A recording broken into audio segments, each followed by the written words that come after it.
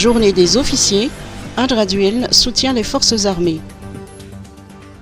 Le président de la République, Andraduil, à la fois chef suprême des forces armées, a participé à la célébration de la journée des officiers hier 12 janvier, aux côtés des officiers travaillant au sein du régiment de la garde présidentielle.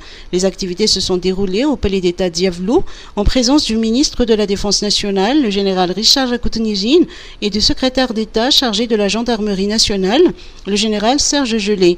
La journée des officiers est consacrée à l'imprégnation des valeurs, coutumes et traditions militaire et surtout au renforcement de la fraternité et de l'unité des officiers malagasy. Le chef de l'État a réitéré son soutien aux forces armées et a appelé les officiers ainsi que l'ensemble de l'armée malagasy à renforcer et à poursuivre les efforts qui ont déjà été déployés pour protéger le peuple et le pays.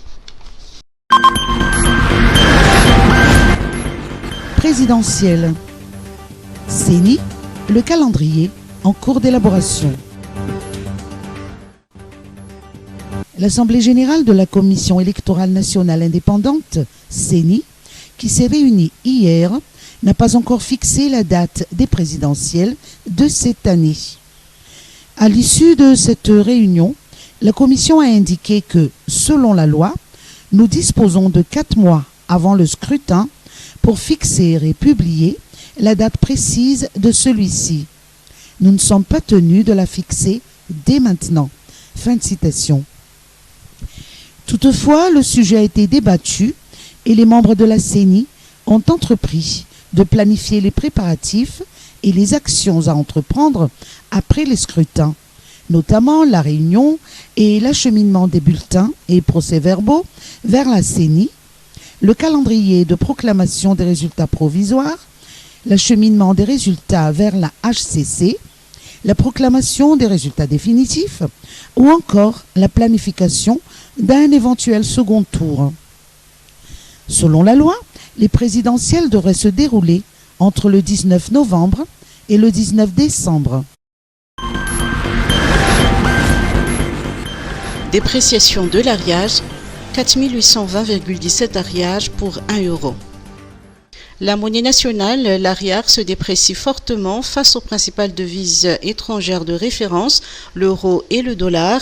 Les cours d'échange d'aujourd'hui, publiés par la Banque centrale de Madagascar, indiquent que l'euro s'échange contre 4 820,17 ariage et le dollar américain contre 4 502,88 ariage. Il s'agit d'un niveau record de l'euro qu'il n'a jamais connu face à l'ariage. Cette dépréciation est due à plusieurs facteurs selon les explications de l'économiste Rado Ratupson. Donc, de manière générale, la dépréciation de l'ariage est due essentiellement par l'excès de la demande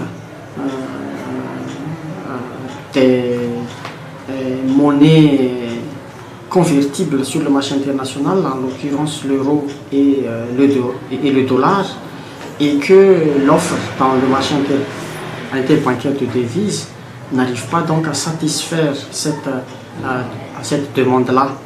De l'autre côté, de manière indirecte, la balance commerciale de Madagascar reste encore déficitaire de manière chronique. Cette raison-là nécessite d'autres stratégies pour l'approvisionnement des biens et services essentiels et des produits de première nécessité demandés par la population aussi. Et ces stratégies que nous proposons, c'est d'essayer d'industrialiser tous les secteurs d'activité par ce qu'on appelle la substitution des produits importés. La stabilité à long terme de la monnaie malgache est conditionnée par une amélioration de l'équilibre de notre balance des paiements et par la reprise effective des activités économiques au niveau national, couvrant entre autres le secteur textile, l'industrie extractive, le tourisme ainsi qu'une meilleure valorisation de nos produits d'exportation tels que la vanille et le girofle. Dégradation de l'environnement. 200 000 hectares de forêt disparaissent chaque année. Près de 200 000 hectares de forêt disparaissent chaque année sur le territoire national. Les campagnes de reboisement réalisées ces dernières années ont pu recouvrir 20 à 30 000 hectares par an. Cependant, les feux de brousse récurrents ne permettent même pas aux jeunes arbres fraîchement mis en terre d'atteindre leur maturité. Ce constat désastreux est de l'ONG Graines de Vie, présente à Madagascar depuis 14 ans et qui opère dans la protection et la restauration forestière. La moyenne de la destruction des forêts à Madagascar sur les 10 dernières années, c'est 200 000 hectares qui disparaissent chaque année. Les ONG, tout ensemble, on restaure 30 à 40 000 hectares. Mais ces hectares que nous restaurons, ce sont des petits arbres, alors que les arbres qui ont été détruits dans les forêts, ce sont des arbres énormes. Et nos petits arbres, malheureusement, ils vont devoir affronter des feux pendant des années pour devenir des grands arbres. C'est impossible.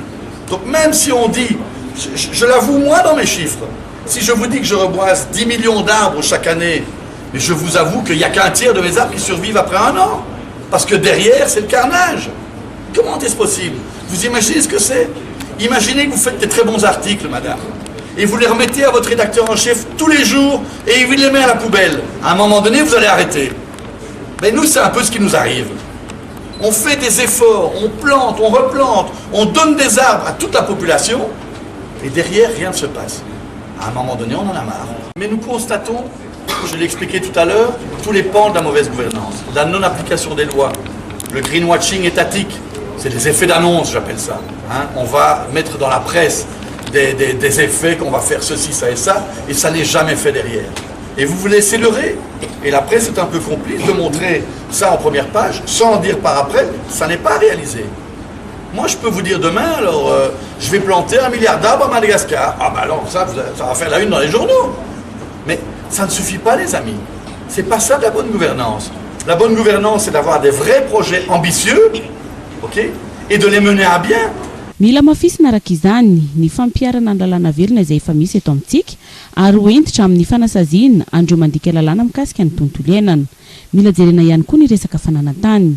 Ankoatra ny fiarovana ny tontolo iainana, ny ala sy ny fambolekazo ihany koa dia manampy amin'ny fiarovana ny zavaboary, ireo zavamananaina, ahafahana misintona mpizahatany, ahafahana ihany koa manampy ny ara-toe-karena satria afaka ireo voly mampidibola sy mamokatra ho an'ny mponina ihany koa no volena.